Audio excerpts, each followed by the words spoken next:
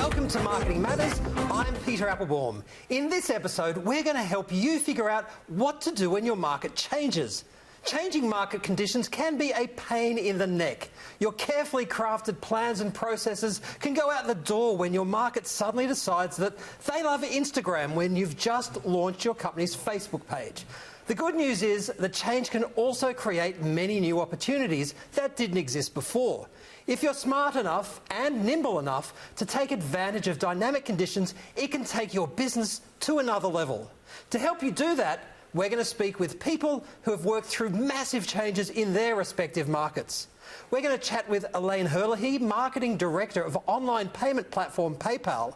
We're also going to speak with Danelle Hunter from Melbourne real estate agency chain Biggin & Scott Knox and digital consultant and founder of lifestyle accessory range Hills & West, Aisha Hillary Morgan. While PayPal has been a pioneer in the online payment space, major organisations like Apple, Google and Amazon have also crashed the payments party. In addition to that, serving millions of consumers and merchants makes it an even more complex marketing challenge. Here to tell us how she navigates her way through this marketing maze is Elaine Herlihy from PayPal. Elaine, welcome to Marketing Matters. Thank you. So you mentioned when we first talked about this that the why the market has changed is a really good starting point. Why is that the case? I think, well, first of all, let's say what market isn't changing. Let's face it, every geography, every industry is seeing massive change, and it's just become the new norm. It's really important, though, to understand why the market is changing, because if you don't understand why, you may take the wrong course of action. Is it consumer preference? Is it competition? Or is it technology and innovation and disruption that's causing those changes? If you know what it is, you have a better chance of addressing it. Right. And what are the key changes that have had the biggest impact on PayPal? Certainly consumer preference and technology. So what we're seeing, even if you take a simple example of how you and I might shop these days, we do it on our mobile, not on our desktop anymore. And we're really seeing consumers drive that intersection with technology and do things differently, and they want to do that. The second thing is obviously it's a super competitive market, so you always have to keep up. You're up against some massive competitors, the ones we've just mentioned. I mean, I know that eBay sold you in 2015. That's a massive change in itself. Has that been a challenge for you from a marketing perspective? I think what we try and do is we really try to stay close to the consumer and to our business customers, of course. We still work with eBay and we have a really fruitful partnership with them. What we've been trying to do at PayPal and has been more successful over probably the last 5 to 10 years is now you can use PayPal across a whole range of things, not just online shopping for fashion or for services. You can go and order your coffee, you can have your Netflix binge and pizza on a Friday night using PayPal because we've embedded ourselves in the consumer lives. So what we're trying to do is really broaden our reach on how you can use us and stay relevant. And that's how you've adopted your marketing given the changing consumer patterns. So now that you are independent of eBay, what are some of the strategies you've used to attract more consumers? Well, actually, interestingly for us, the priority in Australia, because we're quite a mature market, is actually to deepen the relationship that we have with existing consumers. So we have over 7 million consumers and we serve hundreds of thousands of businesses in Australia. And while we always want to attract new customers, how we grow is actually by focusing on the existing customers that we have. And that is by helping them and engaging them and encouraging them to do more with PayPal every day across a broader range of segments and a broader range of verticals. So retention is your key focus as opposed to acquisition? That's right, in this market. Obviously there are markets around the world where acquisition is more of a focus, and as I said, we're always happy to acquire customers, but it's really about how do we engage you, how do we solve a problem for you so that we take a transaction to a relationship and loyalty. So what are some of the, speaking of those competitors, what are some of the challenges you've faced that other businesses should be focused on? I think the key thing that you find in any business, actually big or small, so PayPal is quite big, but big or small, is you can get absolutely obsessed about your competitors, but it's much better to obsess over your customers. And in any business, big or small, you only have a finite number of resources, regardless of how much that is, or marketing budget. So it's best really to go, what are the strategies that will deliver you the most bang for your buck? How do you focus? And not get too distracted by the things that are sometimes shiny objects or going on in the market that you need to keep an eye on, but you need to focus on your customers. So key thought to take away is focus on your customers first and foremost. Absolutely. Stay close to them. Make them your true north. Everything else will come when you focus on those. I love that. Make your customers your true north. And I'd like to thank Elaine for taking us through what has worked for PayPal when marketing through rapidly changing markets. After the break, we speak to our experts on the marketing panel.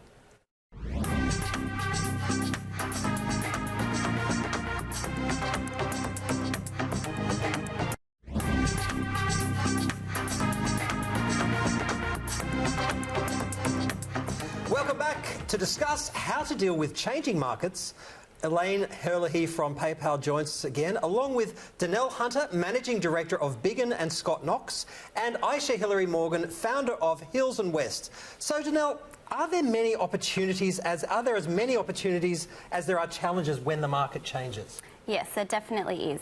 Owning a real estate business, obviously we're dealing with market changes all the time. So it can either be slow or they can be selling like hotcakes. So we find that the biggest issue when the market slows down is that our agents, the skilled agents, succeed better than the newer agents because they've dealt with the changing market before. So as a business owner, it's my job to make sure that we train our staff properly and that they've got the skill set to go out there and be able to list properties still, even in a challenging market. There's also other disruptors out there like Local Agent Finder and Open Agent that send referrals to the agents in the area. Some agents don't like it, and obviously we have to pay them a referral fee, which isn't ideal. But at the end of the day, any commission's a good commission. Exactly. And Aisha, how does a small business adapt to large changes in the market without access to huge resources?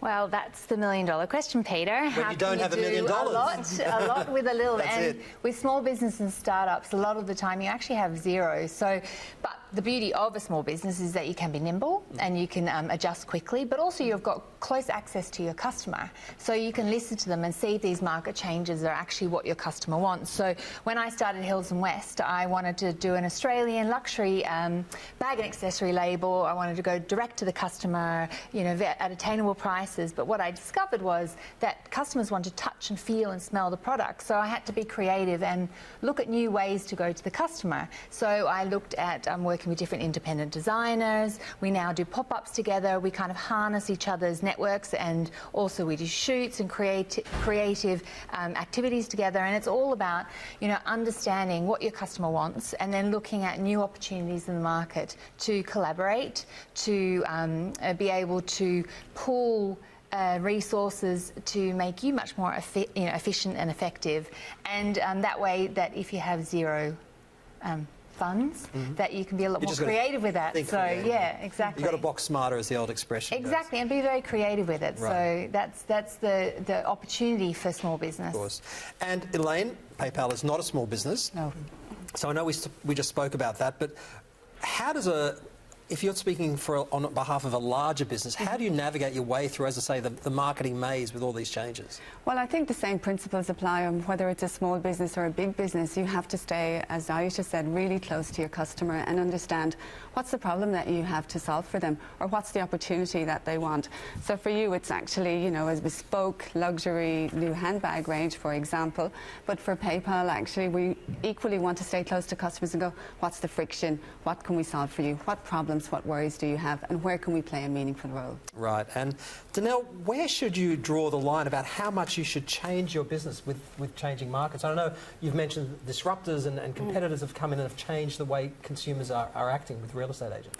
I think we just need to assess what's happening at that point in time in the market and what our customers are wanting. So I do a lot of surveys and customer feedback to get to know what they're looking for, so that we can change it for the better of the business and for them. Are they face-to-face or online, or both? Both. Right. So for a lot of face-to-face, but we also send a lot of surveys online also. Great. Okay. And Aisha, I know you're a busy lady because you have a consultancy, a digital consultancy as well. So when you're speaking to customers, and I know you consult to a range of different organisations of different sizes, how do you keep customers loyal who are familiar with the old system, the old way of dealing with that company when the market has changed?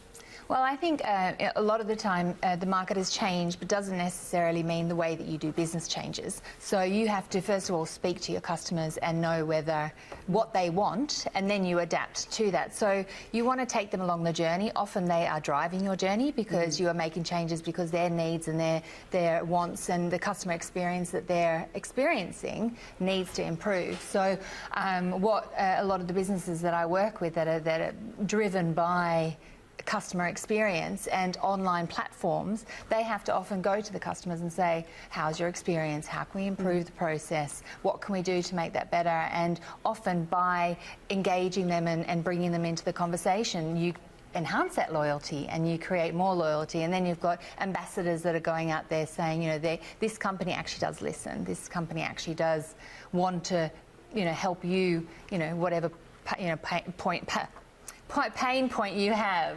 Right. So yeah, so that's the main way to do it. I think it's also fair to say that, you know, we think about the old system in a different way, actually. Right. Technology, which is something that we can all make our friends, whether we're in a big business or a small business, can be harnessed for the good. And actually, it's only a how. The why of why your customers do business with you should remain the same. How they might do it might be different, but there are some great technologies that everybody can leverage at really inexpensive prices to make sure that they stay the pace, but staying connected is really the key. So those enabling technologies are that. Absolutely. Wonderful. And Danelle, 1 in 4 startups in Australia are by females. That's a 46% increase over the last 2 decades. With this wonderful new explosion of the number of female entrepreneurs out there, how does that change the dynamic for markets, for various markets? I think it's better because obviously, especially in the real estate market, a lot of the women are the decision makers in the homes. So when an agent goes out there, they're the ones. In the homes? Well, everywhere. They're the ones making the decision. So it's important that we have lots of women agents as well that can go out there and relate to them a little bit better. So sometimes we better listeners, better communicators. Yeah. So sometimes don't interrupt people. Exactly. Sometimes a male agent might go out and they sort of come back and go, oh, we don't feel like we went very well. She didn't seem very interested. And sometimes that point of difference is just taking back a female just to see how that goes, and sometimes that's all it takes to get the business over the line. Right. And Aisha, what are some of the challenges faced by women in smaller businesses who are trying to adapt to that changing market? Is it no different? I guess you only know the women's perspective, but what are your thoughts there? Well, I think there are challenges with any small business. So I think there's a lot around the kind of personality you have. You've got to be able to face a lot of no's, a lot of fails, but that often inspires people to kind of keep challenging. And I think with a lot of the businesses I work with, whether they're female, whether they're male, they're trying to solve a problem. That's a challenge. They're trying to, and I work a lot in startups and businesses that are kind of trying to do things a little bit differently. They're going in there to kind of educate the audience and say, we're finding a better solution. And there's always going to be challenges with doing something differently and things that are changing the way that we do things, even for the better. People need to adjust and need to understand how it can improve their journey or their experience. So there are lots of challenges, male, female. I think, you know, whatever business you're in, fashion or technology, you've got to go with the same, you know, you're trying to solve a problem, you're trying to create a product, create an experience, and then you're telling a story. Change is gender neutral. Yeah. I love that. Change is gender neutral. And on that note, we're going to take a break, and coming up after the break, we hear from viewers with questions about our topic. Stay with us.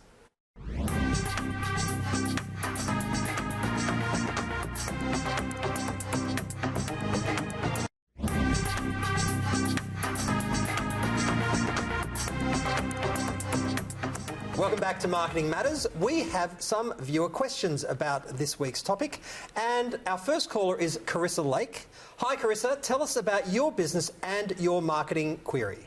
Hi, thank you for your time. Pleasure. I started my cupcake business 15 years ago, and it's called the Cupcake Princess. Currently I'm based in Sydney and have been based in the eastern suburbs and well known amongst the majority of the households over this way. During my time in the 15 years, I watched many changes in the industry, going from, you know, a plain little boring cupcake with some sprinkles on it to now over-the-top decorated cupcakes and so forth. Just interested in and wanting to know, how do I keep up with the changing market trends, and how do I know which one's going to be most applicable to my business? Danelle, what do you think? I think it's all about trying different things. So I know we're finding social media is the biggest thing at the moment. Facebook, Instagram, all of that. We seem to be getting a lot of business out of that at the moment. Okay, and Aisha? I think it's really important to be on top of the trends, but I think it's also really valuable resources. Your customers, ask them where they are and engage with them if it's social media, where they're engaging, and really be able to use the different technologies, the new trends, to help you create a better experience for your customers and a better product and more bespoke, beautiful product. So I think that's really valuable. Keep ahead of the trends, but they're only relevant if they're relevant to your customer and your business. And Elaine, what do you think? I think I agree with Danielle. Social media is the way to stay connected, get feedback, have conversations with your customers and see what amazing trends are out there. And try before you buy. I'm a big believer in try before you buy. Carissa, thank you very much. Let's go straight to our next caller, Wayne Black. Hi Wayne, what's your business and what's your marketing query? We don't have Wayne. Wayne, are you there? Yes, I am.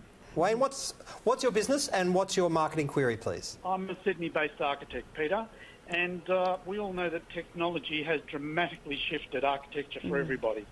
And as the owner of a business practice, I place myself among a remaining few architects who can start with a blank piece of paper and confidently use a pencil to bring thoughts to life.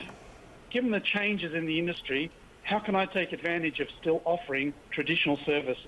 Isn't that a great question? What do you think, Elaine? I heard you chuckling when Wayne was saying that. I did. I think there are a couple of things on it. I would say, one, find the customers who really appreciate the craftsmanship of what you're still doing, and they are out there. It's always, you know, when you have that craft, you know, make it your own and find the customers who appreciate it and they will go with you.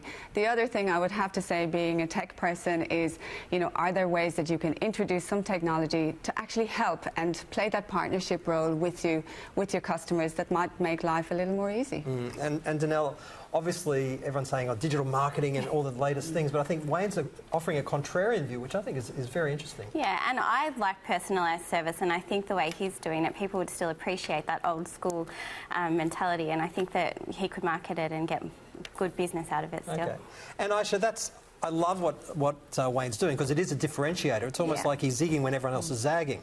No, that's absolutely the case, and I think people are moving towards that real appreciation for handmade, handcrafted, and they want to know the story about how you're creating, or you're doing your architecture, and how you create your products. So you can still do the traditional artisan techniques or the traditional architectural techniques, but use the digital technologies and the social media to tell your story and connect to more people, and also really let your customers tell the story for you, because obviously they're going to be just as passionate about how you do your process and how you create your drawings and the paper and the process. So I think it's really important to keep true to your passion and keep that paper and pen, but use the new technologies to get it out there and to tell more people about what you're doing.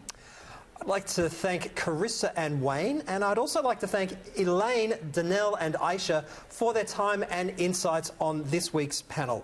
And now to our marketing tech segment. This week we're discussing how marketing technology can help you retain customers. Here's your host, Susan Workner. Imagine how powerful it would be to remember what happened in a meeting yesterday or even 5 years ago. This is one of the many reasons you should keep detailed records of every customer meeting, call or email in a software or online program. The most common term for such a program is CRM, or Customer Relationship Management. Some of the better known CRM programs are Salesforce, HubSpot, Infusionsoft and NetSuite. Here are 5 ways your business can benefit from using a CRM program. Firstly, never forget. Keeping a digital record of every customer encounter will always be better than relying on your memory. Number 2, plan ahead. How often does someone say that they'll call you and then they don't? CRM enables you to schedule calls, emails and meetings well in advance, so you'll never let future opportunities pass you by. Number 3, more targeted marketing. Communications that are better targeted to your customers' interests and needs will always generate better results. Number 4, automate. CRM programs can automate the previously manual task of creating communication programs and delivering better customer service. Finally, targeted selling. In a few minutes, you can create a list of targeted prospects. Zero wastage of time, effort, and money. So you can pick the right CRM for your business. Here are the questions you need to ask. Is it built for the size of my business? How easy is it to use? Can I trial it? Does it have the features I need now and as my business grows? What is the total purchase cost, including setup fees and training? Will it lead to increased sales and thus add to my bottom line? CRM can literally mean the difference between the success or failure of your sales, marketing, and customer service campaigns. If you haven't already done so, the time to check out CRM for your business is now. She's good. Thank you, Susan. That's all for now. And don't forget that we'd love to hear from you. Give us your comments, suggestions and questions on Facebook at Marketing Matters TV or via the website at marketingmatterstv.com. Thanks for watching Marketing Matters, and we look forward to seeing you next week.